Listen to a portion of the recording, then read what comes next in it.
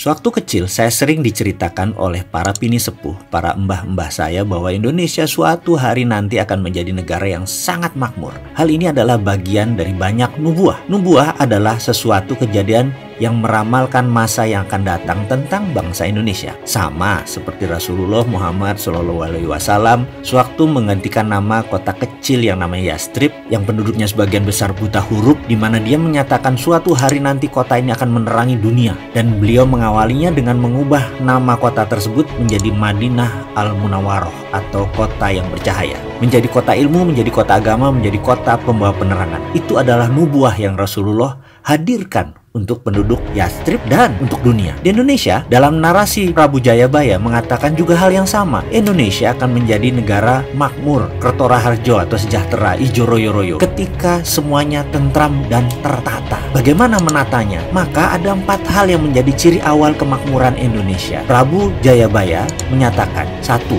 Yen wis ono kreto tompo jaran, atau kelak jika ada kereta tanpa kuda atau motor atau mobil, tentunya harus buatan Indonesia 100%. Kemudian nomor 2, tanah Jawa kalungan wesi atau pulau Jawa berkalung besi, artinya tersambung semua rel kereta api dan jalan raya secara keseluruhan, dan tentunya sekali lagi semuanya harus merupakan karya anak bangsa. Kemudian kali hilang kedunge, sungai kehilangan lubuk, artinya semua jadi waduk di mana-mana untuk pengairan dan tenaga listrik. Terakhir, pasar hilang kumandang, artinya pasar hilang suaranya. Ini semua karena menjadi digital. 3 dari 4 hal itu sudah mendekati kejadian, dan terakhir kata-kata pasar hilang suaranya itu pasar apa? Pasar basah kah yang hilang? Pasar tradisional kah yang hilang? Rasanya tidak bisa dalam waktu singkat menghilangkan pasar tradisional. Namun ada pasar yang tidak banyak, hanya perlu 1 saja hadir bisa mengagregasi semua pasar. Apa itu? Yaitu pasar equity atau pasar modal. Bayangkan, ada 30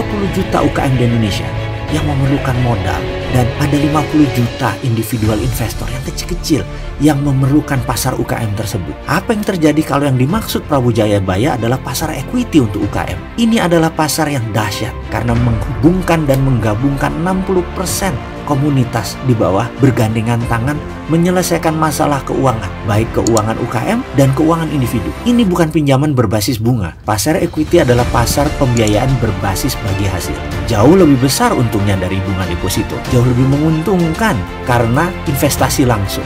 Dari 30 juta UKM, 10% layak dibiayai, alias ada 3 juta bidang usaha yang sangat layak dibiayai. Jadi, kalau ada aplikasi digital equity crowdfunding atau platform urun dana, maka ramalan Jayabaya tadi akan terbukti. Indonesia akan makmur. Untuk itu, dengan segala kerendahan hati, kami dari Santara mengucapkan selamat bergabung ke dalam gerakan ekonomi bersama, gerakan ekonomi berjamaah, gerakan ekonomi urun dana, di mana saat ini Santara telah resmi mendapat izin dari OJK sebagai satu-satunya perusahaan penyelenggara equity crowdfunding di Indonesia, satu-satunya platform urun dana berizin resmi. Terima kasih atas segala dukungan dan kepercayaan sahabat semua. Terima kasih kepada regulator, terima kasih kepada OJK, dan sekali lagi selamat buat Anda semua. Bersama ini kami umumkan Sabda Agung Serat Kemakmuran bahwa Santara siap melayani sahabat semua mulai hari ini. Santara, equity crowdfunding pertama berlisensi OJK. Saya secara pribadi dan kami semua mengajak Anda untuk ikut bersama-sama